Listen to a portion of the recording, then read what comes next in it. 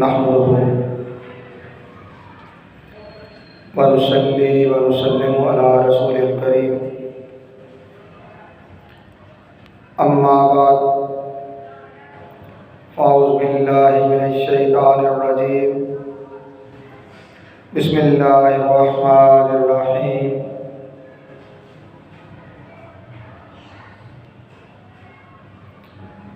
وَثِيَابَكَ فَطَهِّرْ وَالرُّجْزَ فَاهْجُرْ صدق اللہ مولانا العظیم ان اللہ وملائکتہ یصلون علی النبی یا ایھا الذین آمنوا صلوا علیہ وسلموا تسلیما درود پاک بآواز بلند پڑھیے الصلاۃ والسلام علیک یا سیدی یا رسول اللہ وعلی آلک واصحابک یا سیدی یا حبیب اللہ الصلاۃ والسلام علیک یا سیدی یا ختم المرسلین وعلى آلك وأصحابك يا سيدي يا رحمة للعالمين۔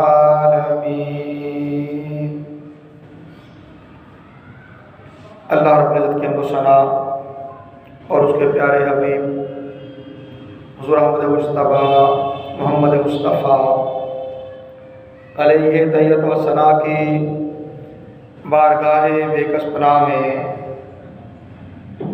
ہدیہ درود و سلام کے بعد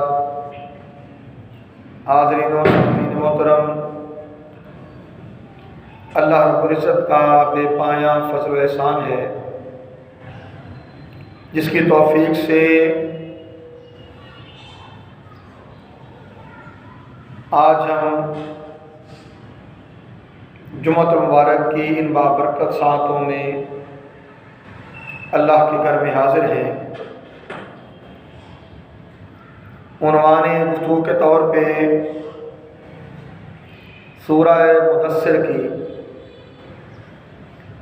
2 آیات کی تلاوت کا شرف حاصل کیا۔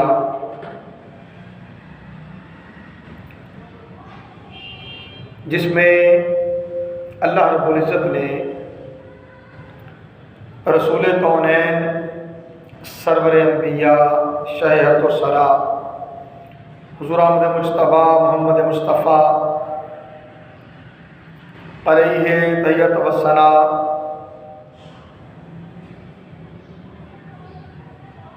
کو براہ راست تعلیم دیتے ہوئے ارشاد فرمایا، یا ایھا المدثر، اے چادر اوڑھنے والے محبوب، قم فانذر، کھڑے ہو جائیے اور دین دشمنوں کو، کفار و مشرکین کو اللہ سے ڈرائیے، خوف دلائیے۔ وَرَبَّكَ فَكَبِّرْ، اور آپ کا رب کبریائی والا ہے۔ وَثِيَابَكَ فَطَهِّرْ، اور آپ اپنے لباس کو پاک رکھیے۔ وَالرُّجْزَ فَاهْجُرْ، اور ہر طرح کی گندگی سے، ناپاکی سے، نجاست سے اپنے آپ کو دور رکھیے۔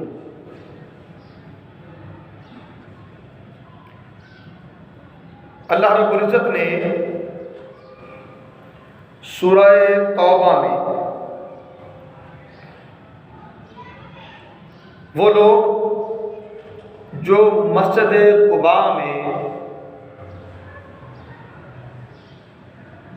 نماز ادا کرنے والے تھے ان کی تعریف کرتے ہوئے ارشاد فرمایا فیہ رجال یحبون ان یتطہروا، اس مسجد قباء میں ایسے مرد ہیں جو پاک رہنے کو محبوب جانتے ہیں، جو پاک رہنے کو محبوب جانتے ہیں۔ اور ساتھ اللہ تعالیٰ نے ارشاد فرمایا واللہ یحب المطہرین، اور اللہ تعالیٰ خوب پاک ہونے والوں کو پسند کرتا ہے،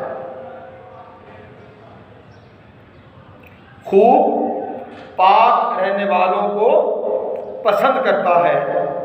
اور پھر سورہ مائدہ میں یہ بات میں پہلے عرض کرنا چاہوں گا، پاکیزگی، طہارت اللہ کو پسند ہے، اللہ پاک ہے، پاکی کو پسند کرتا ہے اور پاک رہنے والوں کو پسند کرتا ہے۔ اللہ پاک ہے، پاکی کو پسند کرتا ہے اور پاک رہنے والوں کو پسند کرتا ہے، اور پاک رکھنے کے لیے جو بھی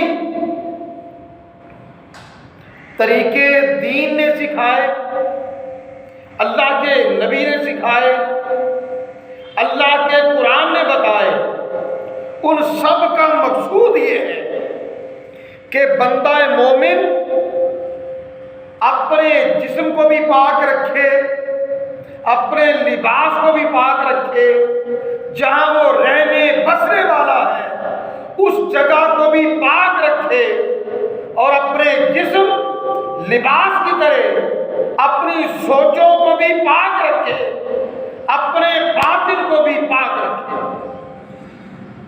اپنے ماحول کو بھی پاک رکھے۔ اور ان تمام چیزوں کے کرنے سے متعلق اللہ تعالیٰ نے ارشاد فرمایا ما یرید اللہ لیجعل علیکم من حرج، اللہ تعالیٰ نہیں چاہتا کہ وہ تمہیں کسی مشکل میں ڈالے، ولاکن یرید لیطہرکم، بلکہ وہ تو یہ چاہتا ہے کہ وہ تمہیں پاک کرے، وہ تمہیں پاک کرے۔ کیوں؟ اس لیے واللہ یحب المطہرین، اللہ پاک رہنے والوں سے محبت کرتا ہے، اللہ پاک رہنے والوں کو پسند کرتا ہے، پاک رہنے والوں کو پسند کرتا ہے۔ پاکیزگی، اس کے ساتھ صفائی ستھرائی، اللہ کے نبی صلی اللہ علیہ وسلم نے ارشاد فرمایا بنی الاسلام علی النظافۃ، اسلام کی بنیاد صفائی ستھرائی پہ رکھی گئی ہے، اسلام کی بنیاد صفائی ستھرائی پہ رکھی گئی ہے۔ پھر اللہ کی بارگاہ میں حاضر ہونا ہے، اللہ کے نبی صلی اللہ علیہ وسلم نے فرمایا مفتاح الصلاۃ الطہور، چاہتے ہو کہ اللہ کی بارگاہ میں نماز کے لیے حاضر ہو تو پھر جان لو پاکیزگی نماز کی چابی ہے، نماز کی کنجی ہے، پاکیزگی نماز کی چابی، نماز کی کنجی ہے۔ نماز میں داخل ہونا ہے تو پہلے پاکیزگی حاصل کر کے وہ تالا کھولو، وہ تالا کھولو جو تمہیں پاکیزگی دے، تم سے ناپاکیوں کو دور کرے، تمہیں نظیف کر دے، تمہیں صاف کر دے، ستھرا کر دے، پاک کر دے۔ رسول کونین صلی اللہ علیہ وسلم نے ارشاد فرمایا، بڑی معروف حدیث ہے، الطہور نصف الایمان، پاکیزگی نصف ایمان ہے، آدھا ایمان ہے۔ گویا جس نے پاکیزگی حاصل کر لی، پاکیزگی حاصل کر لی، اس نے آدھا ایمان پا لیا، اس نے آدھا ایمان پا لیا۔ اب کچھ چیزیں ہمیں جاننا ہے، یہ تو کچھ کہہ لیں قرآن حکیم سے چند آیات لے لی، اللہ کے نبی صلی اللہ علیہ وسلم کی حدیث سے ہم نے کچھ احادیث لے لی جو پاکیزگی، طہارت اور صفائی ستھرائی کی تعلیم دیتی ہے۔ اب دین کی اگلی تعلیمات پر چلتے ہیں اور کچھ اور چیزیں سمجھنے کی کوشش کرتے ہیں۔ اللہ تعالیٰ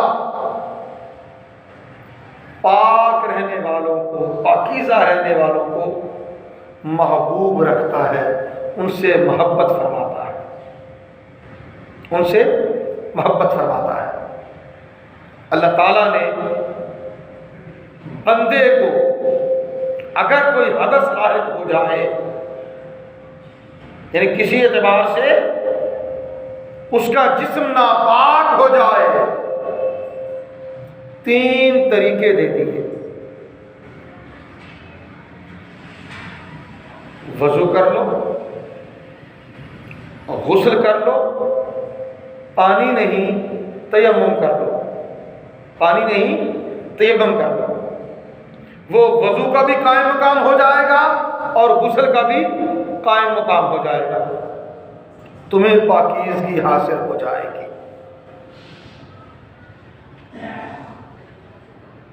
تمہیں پاکیزگی حاصل ہو جائے گی۔ حصول پاکیزگی اللہ کی معرفت دیتی ہے، اللہ کا قرب دیتی ہے، اللہ کی محبت دیتی ہے، اللہ کا فضل پاکیزگی میں پوشیدہ ہے۔ جو اول چیز، اپنے جسم کو پاک رکھیں، اپنے جسم کو پاک رکھیں، اپنے لباس کو پاک رکھیں۔ یہ چیزیں ظاہر میں آ گئی جس کا تعلق انسان کی ذات سے۔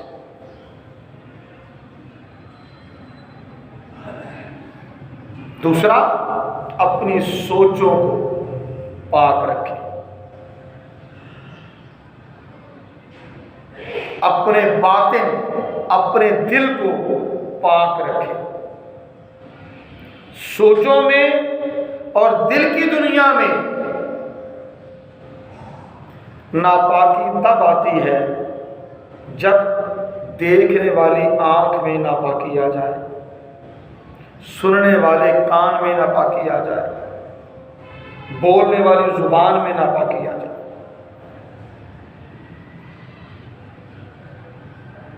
اپنے ان اعضاء کو پاک کر لیں، اپنے اعضاء کو پاک کر لیں۔ اور آج جہاں پہ میں بات کرنے جا رہا ہوں وہ ہے جہاں آپ بستے ہیں، جہاں آپ رہتے ہیں، اس ماحول کو پاک کر لیں، اس ماحول کو صاف کر لیں۔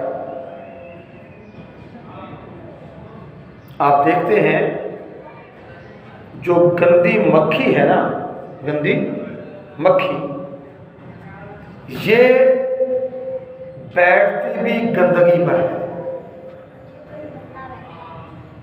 اللہ کے نبی صلی اللہ علیہ وسلم کا جسم اقدس پاک تھا، آپ کے جسم اقدس پر کبھی مکھی نہیں بیٹھی، آپ کے جسم اقدس پر کبھی مکھی نہیں بیٹھی۔ پھر شہد کی مکھی کہہ لیں، وہ پھولوں پہ جاتی ہے، پھلوں پہ جاتی ہے، اسے آپ گندگی میں کبھی نہیں دیکھیں گے۔ شہد کی مکھی کو آپ گندگی پہ کبھی نہیں دیکھیں گے۔ کیوں؟ اس شہد کی مکھی کے ذریعے اللہ تعالی عالم انسانیت کو شہد عطا کرتا ہے، شہد عطا کرتا ہے۔ اور وہ شہد کیا ہے؟ پاک۔ وہ شہد کیا ہے؟ پاک۔ اور اللہ تعالیٰ نے قرآن حکیم میں اسے کہا کہ اس کے لیے، اس میں تمہارے لیے شفا ہے۔ اللہ کے نبی نے فرمایا تمہارے لیے اس میں شفا ہے۔ کس میں؟ شہد ہے۔ اور دنیا میں جتنی خوراکیں دستیاب ہیں، شہد وہ خوراک ہے جو پہلے سے ہی ہضم شدہ ہے، جو پہلے سے ہی ہضم شدہ ہے۔ کیوں؟ اس کا سارا پروسیس مکھی کے پیٹ سے ہو کے آتا ہے۔ اللہ کا نظام ہے، اللہ کا نظام ہے۔ وہ پاکی کو پسند کرتا ہے، خود پاک ہے، پاک رہنے والوں سے محبت کرتا ہے۔ تو جو کوئی اپنے تن کو پاک کر لے، اپنے من کو پاک کر لے، اپنے لباس کو پاک کر لے، اپنی سوچوں کو پاک کر لے، اپنے دل کی دنیا کو پاک کر لے، اپنے ماحول کو پاک کر لے، بتائیے کیا رب قدوس جو پاک ہے پاکیزگی کو پسند کرتا ہے؟ پاکیزگی کو پسند کرتا ہے اور خود فرماتا ہے وَلَٰكِن يُرِيدُ لِيُطَهِّرَكُمْ۔ وہ تو یہ چاہتا ہے کہ تمہیں پاک کر دے، وہ تو یہ چاہتا ہے کہ تمہیں پاک کر دے۔ جو یہ چاہے کہ تمہیں پاک کر دے، اسے پاکیزگی کتنی پسند ہوگی، اسے پاکیزگی کتنی پسند ہوگی۔ ہوگی کیا پسند ہے؟ وہ تو فرما رہا ہے واللہ یحب المطہرین، اللہ پاک رہنے والوں کو پسند کرتا ہے۔ تو کیوں نہ ہم فقط نماز کے لیے نہیں کہ نماز کے لیے آئے ہیں، وضو کر لیں، جمعے کے لیے آئے ہیں غسل کر لیں، کہیں کسی تقریب میں جانا ہے نہا لیں۔ کس لیے؟ تاکہ خوبصورت لگے۔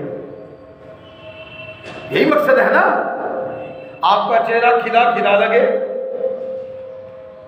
جسم پہ پسینے کی وجہ سے، گرد و غبار کی وجہ سے اور دیگر جو بھی علائشیں آ جائیں ان کی وجہ سے جو لباس میں کوئی عجیب سی بدبو آ گئی ہے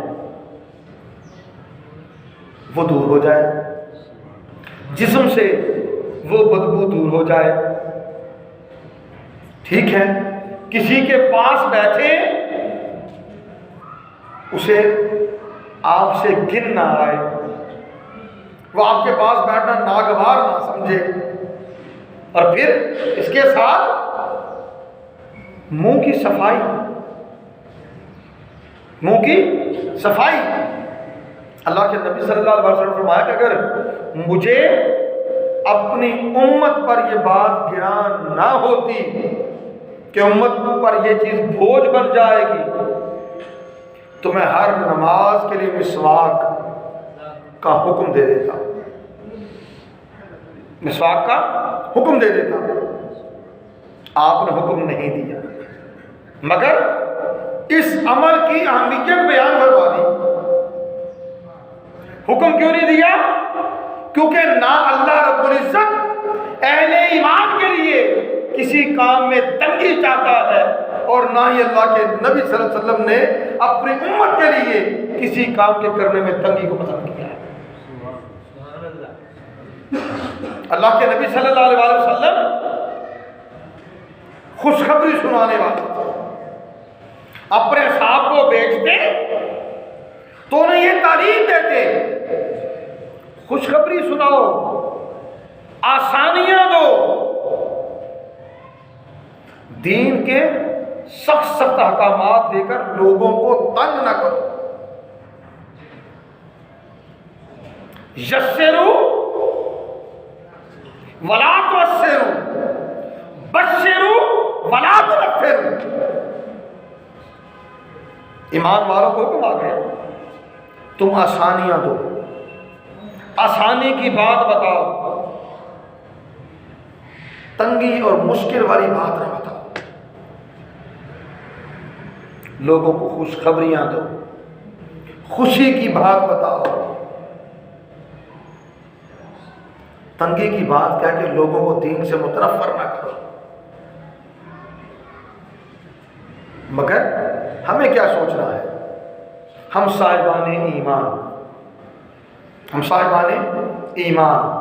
اللہ کے نبی صلی اللہ علیہ وسلم نے فرمایا بنی الاسلام علی النظافہ، اسلام کی بنیاد نظافت پر، پاکیزگی، طہارت، صفائی ستھرائی اس پر رکھی گئی.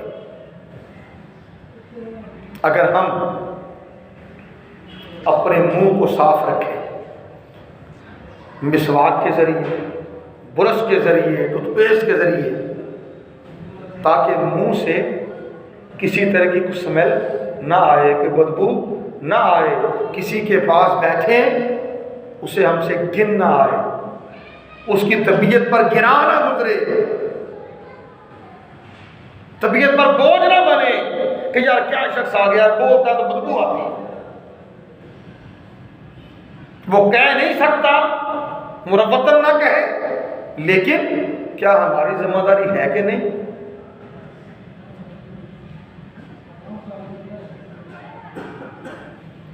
یہ کام ہو گیا. دین نے نظافت کے لیے کیا فرمایا؟ حجامت بنواؤ، مونچھیں چھوٹی رکھو، چھوٹی کرو، داڑھی بڑھاؤ مگر ایک حد تک جو خوبصورت لگے. ان اللہ جمیل ویحب الجمال، اللہ خوبصورت ہے، خوبصورتی کو پسند کرتا ہے، خوبصورتی کو پسند کرتا ہے. سب مونچھیں داڑھی ایسی رکھو خوبصورت لگے. ناخن کاٹو، ناخن کاٹو ہر ہفتے بعد، 15 دن کے بعد،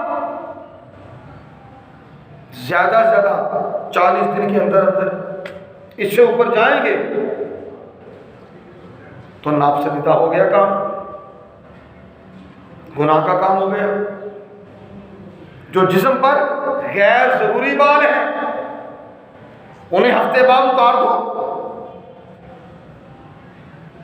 15 دن کے بعد، زیادہ سے زیادہ 40 دن کے بعد. اس لیے تاکہ نجاستیں پیدا نہ ہو. اب میں یہاں ایک اور بڑی اہم بات کہوں گا، یہ لندن کی بات ہے. ایک نوجوان پڑھنے کے لیے ہاسٹل میں گیا ہے، مسلمان ہے، یونیورسٹی ہے. وہاں پر دیگر مذاہب کے لوگ بھی آ کر پڑھنے والے ہیں. لانڈری ہے، کپڑے دھونے والا سلسلہ، لانڈری ہے. وہاں ایک کرسچن عورت ذمہ داری نبھا رہی ہے، کپڑے دھونے والا سلسلہ وہ کر رہی ہے. کچھ وقت گزرا، وہ کرسچن عورت اس مسلم نوجوان سے کہنے لگی کہ آپ اپنے کپڑے مجھے دھلے ہوئے دیتے ہیں، اپنے کپڑے مجھے دھلے ہوئے دیتے ہیں، کیا آپ مجھ سے اپنے کپڑے دھلوانا نہیں چاہتے؟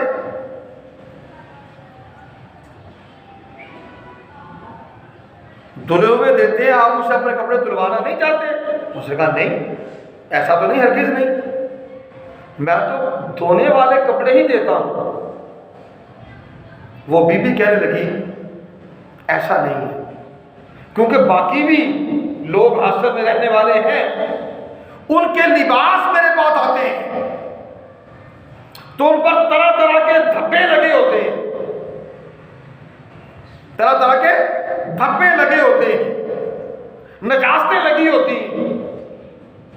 جو انڈر گارمنٹس ہیں ان کی تو صورتحال بڑی عجیب ہوتی ہے اور ان سے بدبو آ رہی ہوتی ہے. ان سے بدبو آ رہی ہوتی ہے، اور میں سارا کچھ دیکھتی ہوں، ان کے لباس بھی دھوتی ہوں، لیکن تمہارے کپڑے لے کے جاتی ہوں تو اوپر کا لباس ہے یا انڈر گارمنٹس ہے وہ صاف ہوتے ہیں، وہ صاف ہوتے ہیں۔ اس نوجوان نے کہا کیا بی بی بات اور کوئی نہیں ہے، میں ایک مسلمان ہوں، میں ایک مسلمان ہوں، اگر انڈر ویئر پہ کوئی پیشاب کا قطرہ بھی گر جائے تو ہم نماز ادا نہیں کر سکتے، ہم نماز ادا نہیں کر سکتے، لہذا میں اسے بھی دھو لیتا ہوں، دھو کے پہنتا ہوں۔ تو ہمارا دین ہمیں نظافت اس حد تک سکھاتا ہے، صفائی کا اس حد تک درس دیتا ہے، سو جو لباس تم لے کے جاتی ہو وہ میرا استعمال شدہ ہوتا ہے، مگر چونکہ مجھے اپنے دین پہ عمل کرنا ہے، لہذا ناپاک کپڑے ہم نہ پہنتے ہیں نہ پہن سکتے ہیں۔ وہ بی بی بہت متاثر ہوئی، پھر وہ اس نوجوان کے حوالے سے قدرے دلچسپی کے ساتھ معمولات کا مشاہدہ کرنے لگی کہ یہ نوجوان کرتا کیا ہے، کرتا کیا ہے۔ اب دیکھیں دین کا نظام نظافت ہے کیا؟ بھائی ایک نماز پڑھنے والا شخص دن میں 5 مرتبہ تو باوضو ہوتا ہے، اس کے وہ اعضاء جو ظاہر ہیں ہر نماز کے لیے وہ دھلتے ہیں، ہر نماز کے لیے دھلتے ہیں، اور اگر اسے قضائے حاجت کے لیے جانا پڑتا ہے تب بھی اپنی شرم گاہوں کو وہ دھوتا ہے، پاکیزگی اور طہارت دیتا ہے۔ پھر دین نے تو سکھایا ناخن کٹنے ہیں، غیر ضروری بال کٹنے ہیں، بدبو کہاں سے آئے سوائے اس کے کہ ہم خود اس چیز کی پرواہ نہ کریں۔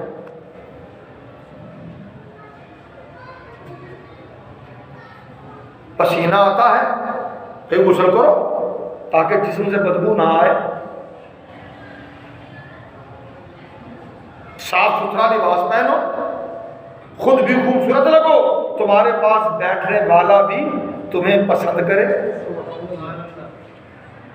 اب وہ عورت چند ماہ تک تو اس نوجوان کے معمولات کا مشاہدہ کرتی رہی، اور آخر اسلام کے نظام نظافت، نظام پاکیزگی و طہارت اس سے متاثر ہوئے بغیر نہ رہ سکی۔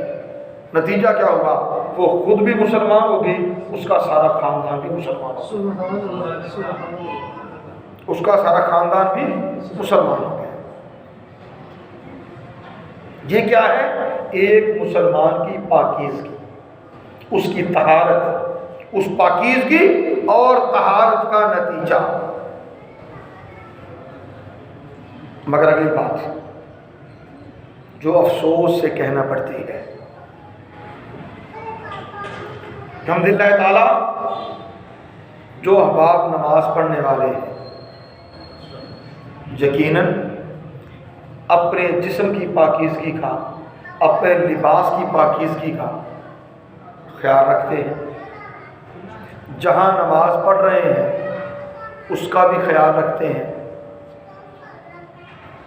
اللہ کے نبی صلی اللہ علیہ وسلم نے فرمایا میرے لیے ساری زمین کو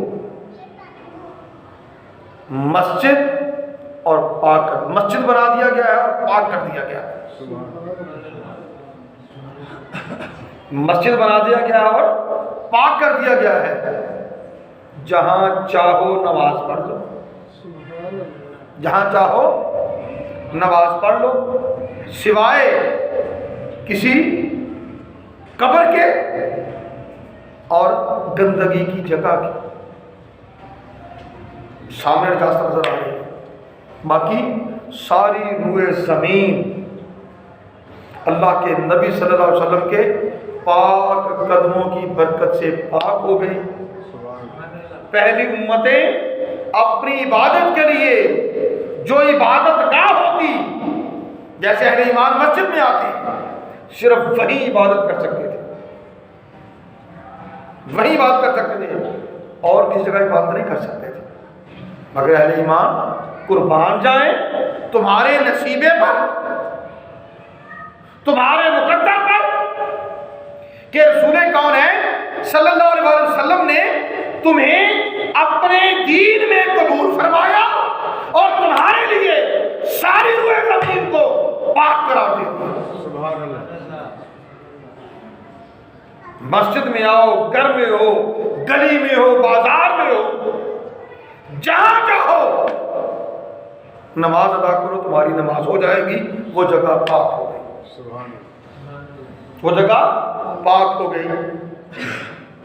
اب آخری بات کی طرف آ رہا، یہ چیزیں تو وہ ہیں جو اللہ تعالیٰ کے انعامات سے ہیں۔ وہ پاک ہے، پاکیزگی کو پسند کرتا ہے، پاک رہنے والوں کو پسند کرتا ہے، وہ خوبصورت ہے، خوبصورتی کو پسند کرتا ہے، خوبصورتی کو پسند کرتا ہے۔ ہم اپنا لباس صاف رکھیں، اپنا گھر صاف رکھیں، اللہ کے گھر کو صاف رکھیں، ہمارے گلیاں بازار، ہمارے گلیاں بازار گندگی سے آلودہ ہوں، پھل ہم کھائیں چھلکے گلی میں پھینک دیں، گاڑی میں جا رہے ہیں، گاڑی میں جا رہے ہیں، جو کچھ بھی اللہ نے توفیق دی کھایا، وہ بروسٹ ہے، وہ برگر ہے، وہ چپس ہے، وہ کوئی چیز بھی کھانے کی ہے، وہ کوئی پھل ہے، کھایا، چھلکے، ریپر، ڈبے باہر روڈ پہ پھینک دیے۔